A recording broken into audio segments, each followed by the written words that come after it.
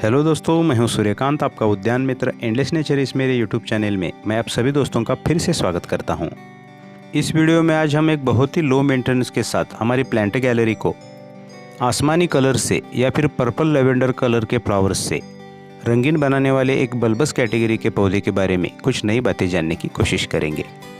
दोस्तों, यह पौधा ज़्यादातर हमारे बागबानी में सबका परिचित पौधा है, जो ग्राउंड कवर के रूप में लगभग ईयर राउंड फ्लावरिंग करने के साथ काफ़ी मेडिसिनल यूजेस के लिए भी जाना जाता है, जिसे कॉमनली हम सोसाइटी गार्लिक या फिर समाज लहसुन के नाम से जानते हैं। इस पौधे का साइंटिफिक नेम तुलबगिया वायोलेसिया है और अमरीलिडिएसिया या फिर सुदर्शन कुल में इनकी लगभग 20 से 30 प्रजातियां पाई जाती है।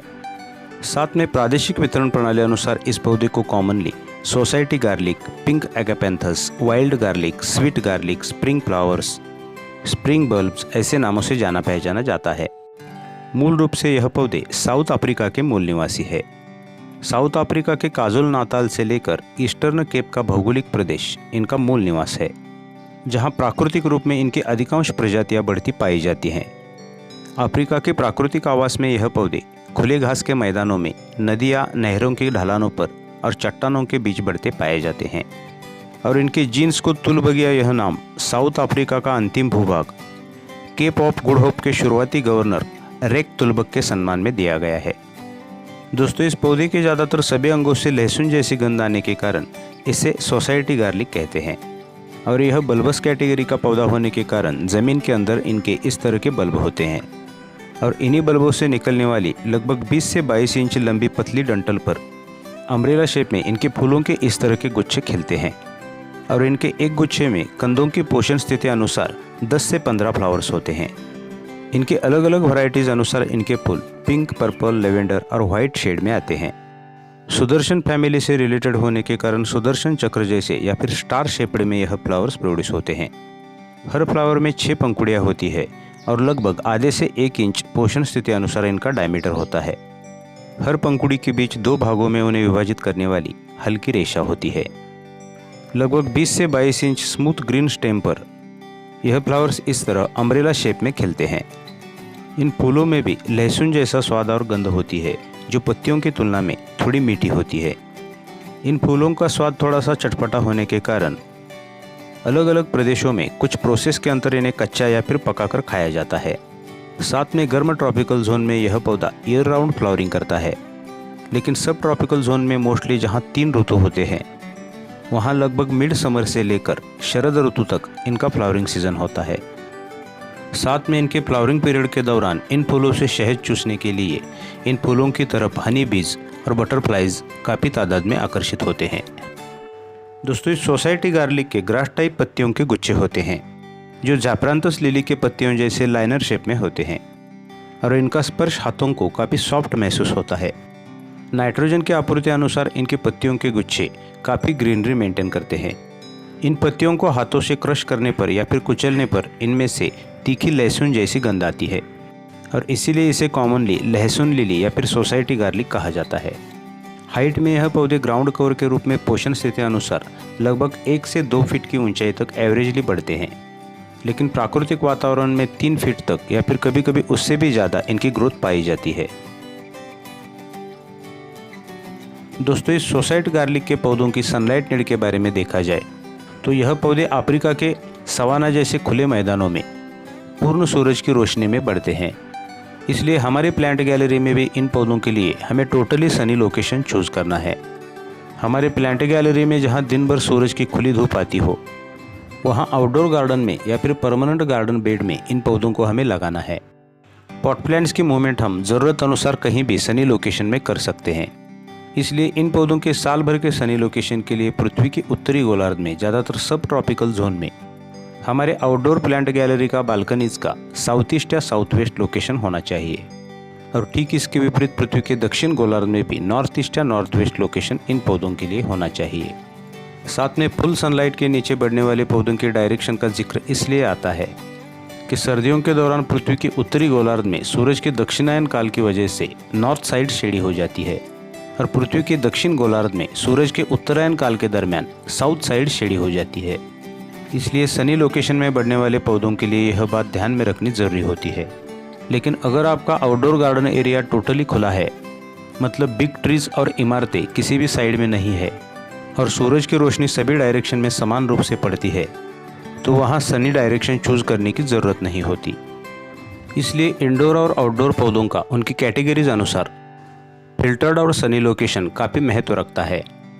दोस्तों, इस सोसाइटी गार्लिक की वाटरिंग नीड ज़रूरत अनुसार मीडियम से नॉर्मल कैटेगरी में आती है, क्योंकि प्राकृतिक आवास में यह पौधे खुले मैदानों में, नदियाँ, नहरों की ढलानों पर प्राकृतिक रूप में उगते हैं, जहाँ यह पौधे बारिश के पानी पर निर्भर होते हैं और इनका फ्लावरिंग सीजन भी मिड समर से शुरू होता है। मगर प्राकृतिक स्थिति में भी यह पौधे इनके बल्बनुमा जड़ों में, मिट्टी में स्थित हल्की आर्द्रता में भी सर्वाइव करने की क्षमता रखते हैं। यह पौधे काफ़ी सूखा सहिष्णु होते हैं, इसलिए पॉट्स या कंटेनरों के लिए basic potting mixture well drain बनाकर उसमें इन पौधों को हमें ग्रो करना है। साथ में पॉट्स या कंटेनरों के ड्रेनेज होल भी काफ़ी अच्छे होने चाहिए, जिससे एक्स्ट्रा वाटर ड्रेन आउट होकर निकल जाएगा। ज़्यादातर सभी कैटेगरीज के कंदवर्गीय पौधों को हमें ओवरहेड वाटरिंग नहीं करनी चाहिए। इन पौधों को बागवानी के बिगिनर्स भी काफ़ी आसानी से ग्रो कर सकते हैं, क्योंकि पानी के मामले में थोड़ा सा अप डाउन होने पर भी यह पौधे उसके प्रति काफ़ी सहनशील होते हैं। दोस्तों, इन पौधों की फर्टिलाइजर नीड के बारे में देखा जाए तो यह पौधे आउटडोर गार्डन में स्थित खुली ज़मीन में अवेलेबल न्यूट्रिशन पर ही काफ़ी अच्छी तरह से फलते फूलते हैं और अपना काफ़ी अच्छा विकास करते हैं, क्योंकि ग्राउंड कवर के रूप में सर्वाइव करने में यह काफ़ी हार्डी प्लांट है। लेकिन पॉट्स या कंटेनरों के पौधों के लिए बेसिक पॉटिंग मिक्सचर में हमें 1 पार्ट ऑर्गेनिक खाद हमें ऐड करनी है और फ्लावरिंग सीजन में भी NPK बेस्ड तरल उर्वरक इन पौधों को हम मंथ में एक बार दे सकते हैं। ज़्यादातर फॉस्फोरस बेस्ड फर्टिलाइजर से सभी फ्लावरिंग प्लांट्स पर फ्लावरिंग आने में काफ़ी अच्छी मदद होती है। दोस्तों, इन पौधों पर कीट का प्रभाव बाकी पौधों की तुलना में काफ़ी कम होता है, क्योंकि इन पौधों से आने वाली लहसुन जैसी गंध और कुछ केमिकल्स एक्टिविटी की वजह से ज़्यादातर कोई भी कीट इन पौधों की तरफ नहीं आती। बस कभी कभार एकमात्र घोंघे ही इनकी पत्तियों को नुकसान पहुंचा सकते हैं। उस वक्त ज़रूरत अनुसार नीम ऑयल, गोमूत्र या फिर केमिकल पेस्टिसाइड को हम यूज़ कर सकते हैं, लेकिन ज़्यादातर गंभीर डिजीज़ के मामले में यह काफ़ी हार्डी पौधा है। दोस्तों, विषाक्तता के मामले में देखा जाए तो यह पौधा ज़्यादातर गैर विषैला है। कई प्रकार की बीमारियों में इस सोसाइटी गार्लिक का उपयोग अलग अलग प्रदेशों में स्थानिक लेवल पर किया जाता है। हमारे अन्न नलिका के कैंसर के इलाज में और कैंसर कोशिकाओं की रोकथाम के लिए इसका उपयोग किया जाता है। साथ में पारंपरिक चिकित्सा पद्धति में भी दक्षिण अफ्रीका के जुलू जाति के लोग कई वर्षों से इनकी पत्तियां, फूल और बल्बों का उपयोग कई बीमारियों में करते रहे हैं।